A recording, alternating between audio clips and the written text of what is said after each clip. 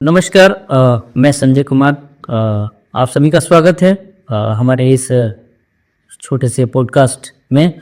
हम बुलाना चाहेंगे हमारे एक वरिष्ठ पत्रकार हैं और बेहतरीन खेल के मामले में जानकारी रखते हैं, अपना अनुभव रखते हैं। उनको हम सादर आमंत्रित करते हैं, हमारे साथ जुड़ेंगे। विश्वजीत झा सर, वेलकम, सुस्वागतम सर। आप हमारे साथ जुड़ने की बहुत बहुत धन्यवाद सर। सर, अभी T20 सीरीज चल रहा है इंडिया और न्यूजीलैंड का। जो पहला मैच तो आसानी से इंडिया जीत गई है, लेकिन इसमें भारी कौन सी टीम है? इंडिया टीम है या न्यूजीलैंड की टीम है सर? इसके बारे में आप विस्तृत जानकारी थोड़ा सा बताएं। देखिए संजय जी, ऐसा है, सबसे पहले तो आपने बुलाया इसके लिए आपको बहुत बहुत धन्यवाद। हालिया तो जो सीरीज चल रही है इंडिया और न्यूजीलैंड के बीच में, T20 से पहले हम वनडे की ओर जाना चाहिए। वनडे में तो न्यूजीलैंड टीम ने जो प्रदर्शन किया है, पिछले 2 दशक की हम बात करें तो सबसे बेहतरीन मुझे लगता है कि ये तौर साबित होगा न्यूजीलैंड के हिसाब से। क्योंकि भारत में आके भारत को ओडीआई में सीरीज में परास्त करना मुझे लगता है कि बहुत बड़ा ये काम है, और उन लोगों ने किया है जिसमें मुझे लगता है कि आधी से ज़्यादा टीम नई है। और मैं मैच देख रहा था जिसमें मुझे जानकारी मिली थी कि पूरी टीम का जो स्कोर है बैट्समैन का, वो रोहित शर्मा से कम है जी।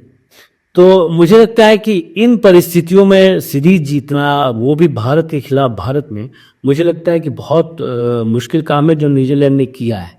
लेकिन जब बात T20 की आती है तो मुझे नहीं लगता है कि दुनिया में इस वक्त भारतीय टीम से कोई मजबूत टीम है। जी बिल्कुल, समय है, समय का चक्र है, ये बदलते रहता है सर। और हमारे श्रोतागण भी सुन रहे हैं, क्योंकि पिछली बार जब न्यूजीलैंड की टीम आई थी तो पहली बार यहाँ से सीरीज जीती थी, और इस बार जो है वनडे सीरीज जीत ली है। तो हमें लग रहा है और श्रोताओं को भी लगता होगा कहीं ना कहीं ये T20 सीरीज भी जीत के ना लेके चले जाए इस बार।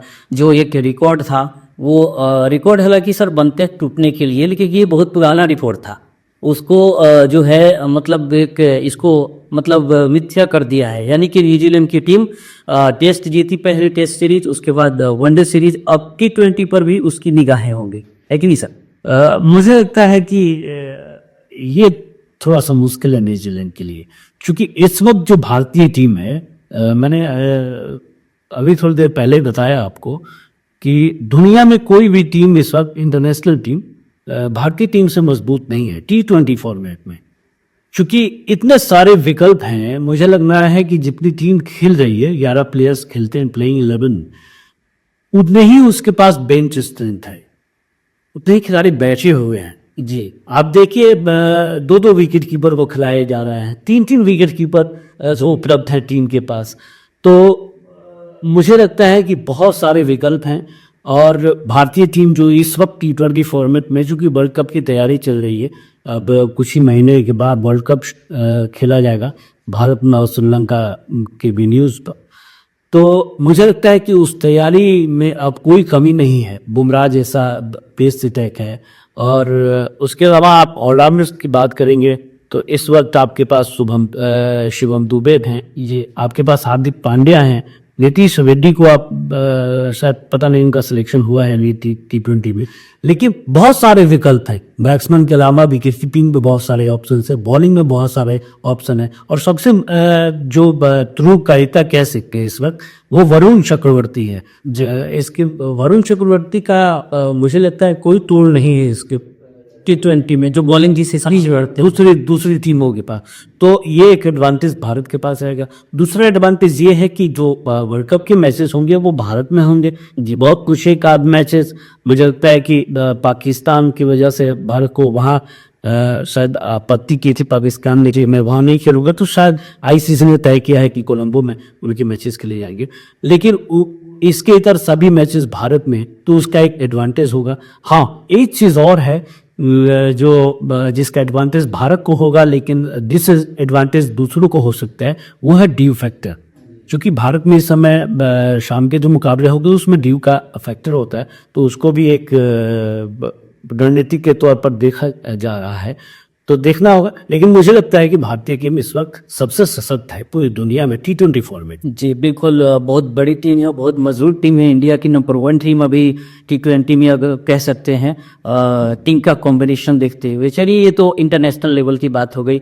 अंतिम सवाल ये है इसके रिगार्डिंग कि जो नेक्स्ट मैच होने वाला है वो कौन सी टीम जीत सकती है, कैसा लगता है? जो टीम का कॉम्बिनेशन देते हुए, आगे सब कुछ आपने बता ही दिया। देखिए संजय जी, क्रिकेट आपको मालूम ही है, क्योंकि दिन का खेल होता है, तो जिस तरह टीम है, मैं मानता हूं कि कोई भी मैचेस न्यूजीलैंड जीत पाएगी इस T20 सीरीज में, जिस हिसाब से टीम प्रदर्शन कर रही है। जी चलिए ठीक है, ये तो इंटरनेशनल मैचों की बात हो गई। लेकिन सर, इंटरनेशनल में भी पहुंचते हैं रूरल जो हमारे एरिया के क्रिकेट एसोसिएशन है, उससे खेल करके पहुंचते हैं। तो अभी बिहार क्रिकेट एसोसिएशन के तहत जो है रूरल क्रिकेट लीग का एक आयोजन होने जा रहा है अगले महीने, तो क्या कहेंगे सर? और बिहार क्रिकेट एसोसिएशन का जो ये इनिशिएटिव है, ये निहायत ही खूबसूरत सोच है।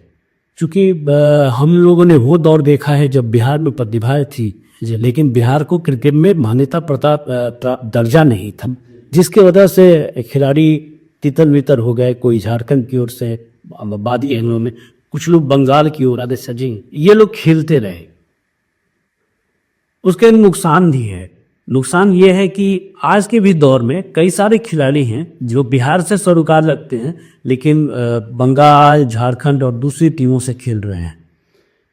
लेकिन बिहार तो बिहार है। जी, बिहार ने ये साबित किया है कि मुझे इन्हीं वजहों से कुछ समय तक क्रिकेट से वंचित रखा गया, या फिर परिस्थितियां जैसी रही हो, लेकिन जब वापसी की है बिहार में, तो आप जब देखेंगे तो बहुत अच्छे खिलाड़ी बिहार क्रिकेट को मिले हैं, जिसमें शकीबुल गनी, जे साबिर खान, आप मंगलम महरूद, बहुत सारे खिलाड़ी हैं, बहुत लंबी लिस्ट है। अच्छे वैभव सूर्यवंशी को आज अभी भी नहीं भूल सकते हैं, क्योंकि जिस तरह उस लड़के ने प्रदर्शन किया है, मुझे लगता है कि ये बिहार के लिए शान की बात है। और बिहार में क्रिकेट अब जिस तेज गति से आगे बढ़ रहा है, जिस तरह से प्रतिभाएं आगे निकल के आ रही हैं, बिहार क्रिकेट एसोसिएशन का ये इनिशिएटिव है कि ग्रामीण प्रतिभाओं को आगे बढ़ाया जाए, मंच दिया जाए। तो ये राकेश तिवारी जी BCA के पूर्व अध्यक्ष थे, ज्ञानेश्वर गौतम जी, ऐसे ऐसे लोगों का ये सोच का प्रतिफल है कि इस तरह का इनिशिएटिव बिहार क्रिकेट एसोसिएशन ने लिया है। और बिहार के 29 जिलों से ये प्रक्रिया जारी है कि बच्चों को तराशा जाए, और अगर उनमें प्रतिभा है तो उन्हें एक मंच दिया जाए। तो मेरी शुभकामनाएं हैं, सबसे पहले BCA को शुभकामनाएं हैं, उसके बाद जो भी बच्चे इसमें चयनित हुए हैं उनको भी शुभकामनाएं हैं कि एक अच्छा मंच है, यहाँ प्रदर्शन कीजिए, प्रदर्शन के आधार पर आपको भी शायद मौका मिल जाए। चयन होगा तो मुख्य रूप से अभी जो भी एसोसिएशन, जो भी क्लब चल रहे हैं, उसमें सबसे पहला एम होता है IPL खेलना। वो भी एक बहुत बड़ा प्लेटफॉर्म है। अगर उसमें भी चुने जाते हैं तो आपका एक नाम, बहुत नेम फेम मिलता है, और बाकी तो पैसे मिलते ही हैं वहाँ पर। तो IPL बहुत बड़ा प्लेटफॉर्म है, उसके बाद ही इंडिया टीम के लिए कोई सोचते हैं। और एक चीज़ अंतिम में, और चीज़ हम एक पूछना चाहेंगे सर, क्रिकेट तो होता ही है और क्रिकेट को तो हम लोग देखते ही हैं, लेकिन क्रिकेट में एक सबसे बेहतरीन चीज़ होती है जो हमारे नज़रिए से, वो होती है कमेंट्री। तो सर, क्रिकेट में जो कमेंट्री होती है, एक कमेंटेटर को, जैसे कि हमारे तो संजय बनर्जी सर हैं सबसे आदर्श, विनीत गर्ग भी हैं, उन्होंने भी, और उसके बाद कई सारे सुशील दोषी जी हैं, उन सब रिस्पेक्टेड हैं, लेकिन उनमें से सर्वोपरि हम सबसे ज़्यादा जो हम रिस्पेक्ट करते हैं और अपना आदर्श मानते हैं, संजय बनर्जी सर हैं। आपके भी कोई आदर्श होंगे सर। कमेंट्री में क्या कुछ खास होना चाहिए कि क्रिकेट को और मज़ेदार बनाया जा सके? देखिए संजय जी, आपने बहुत मजेदार सवाल पूछा है, और कई लोगों को इसको लेकर भ्रम रहता है जी। चूंकि सबसे पहले जानना इस बात को है कि कमेंट्री की ज़रूरत क्यों है। जी, कमेंट्री की ज़रूरत है कि आप जो देख रहे हैं जी, ग्राउंड में गुता हुआ, वो ग्राउंड में बैठे हुए लोगों तो, या फिर जो घर में बैठकर आपको किसी माध्यम से सुन रहे हैं, उन तक चीज़ों को पहुंचाना है। जी, ठीक है। आजकल की कमेंट्री में आप देख रहे हैं हालांकि ये मेरा व्यक्तिगत खेद है कि कमेंट्री में शायरी, कमेंट्री में इन तरह की चीज़ें इसकी आवश्यकता नहीं है।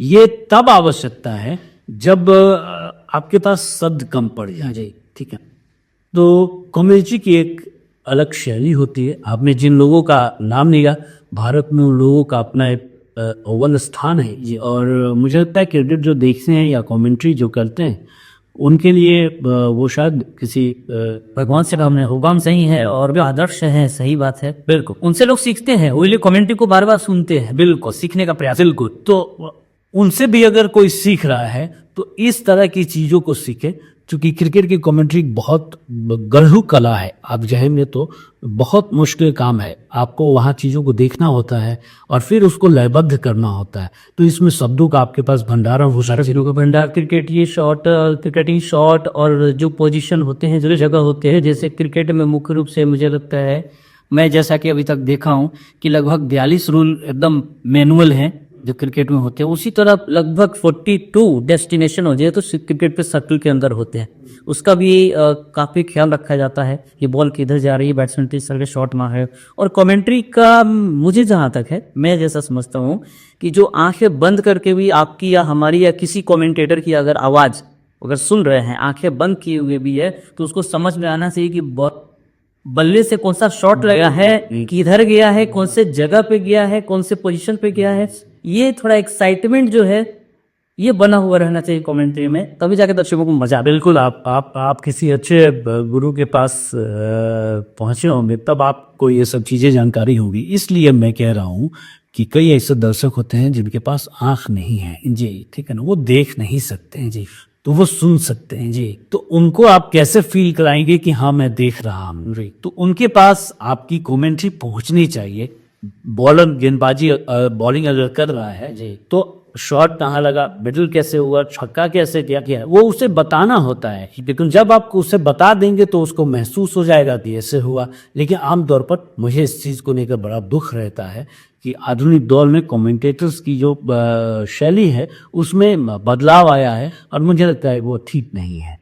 कुछ ना कुछ सीखते रहना चाहिए, क्योंकि डे वाइज जैसे आप सर बताएं तो हम भी अभी तक कुछ ना कुछ सीखने का प्रयास ही करते रहते हैं। आपसे भी सीखते हैं, हमारों से भी सीखते हैं, बड़े बड़े क्रिकेटर्स हैं, बड़े बड़े कमेंटेटर्स, उनसे भी सीखते रहते हैं। इवन कि जो छोटे कमेंटेटर भी कमेंटेट करते हैं तो कभी कभी होता क्या है सर कि जो हमारे पास नहीं हो किसी छोटे के पास मिलता है, तो सुन करके उसको नोट करके उसको सीखना पड़ता है। यानी सभी लोगों का नहीं है, किसी भी क्षेत्र में कोई छोटा या बड़ा नहीं होता है। आप जिस संजय बनर्जी साहब की बात कर रहे हैं, उन्हें भी कभी मौका मिलेगा ना आपको सुनने का, या फिर जो भी कमेंट्री कर रहे हो उनको ये महसूस नहीं होगा कि मैं सब कुछ जानता हूँ। हो सकता है उन्हें भी कुछ चीज़ आपकी अच्छी लग जाए। तो मुझे लगता है कि जीवन सीखने का नाम है और कोई 100% परिपक्व नहीं हो जाता है। हाँ, वो उसके पास हो सकता है 20 साल, 30 साल, 50 साल का कमेंट्री का, आपसे ज़्यादा उन्होंने दुनिया देखी होगी। लेकिन कई ऐसी चीज़ें हैं तो आपसे आपको भी सीखनी है और कुछ ऐसी चीज़ें हैं जो आपकी उनको प्रभावित कर सकती हैं। तो ये जीवन सीखनी चाहिए। जी बिल्कुल सर, बहुत बहुत धन्यवाद सर, इतनी बेशकीमती समय निकाल करके आप तो इस पॉडकास्ट में आए और आपसे हमारी चर्चा हुई, हम दोनों मिल करके बातें किए। निश्चित तौर पर दर्शकों को बहुत अच्छा लगा होगा। बहुत बहुत धन्यवाद, थैंक यू सर। चलिए, ये थे हमारे साथ जुड़े हुए अभी हमारे साथ सर, इनका समाचार लाइव के न्यूज एंकर भी हैं, पूर्व और वरिष्ठ पत्रकार भी हैं और एक अच्छे उद्घोषक भी है, साथ में एक बेहतरीन कमेंटेटर भी हैं। ये सारी चीज़ें सर नहीं बताए क्योंकि कुछ चीज़ें होती है जो अपने से सब कुछ नहीं, जैसे कि हम बता रहे तो आपको अच्छा लग रहा होगा। चलिए दर्शकों, आपका बहुत बहुत धन्यवाद, आभार, क्योंकि बहुत देर तक आपने सुना, देखा। ज़रूर इसके बारे में आप फीडबैक दीजिए कमेंट करके। बहुत बहुत धन्यवाद, थैंक यू। फिर मिलेंगे अगले पॉडकास्ट वीडियो में। Thank you.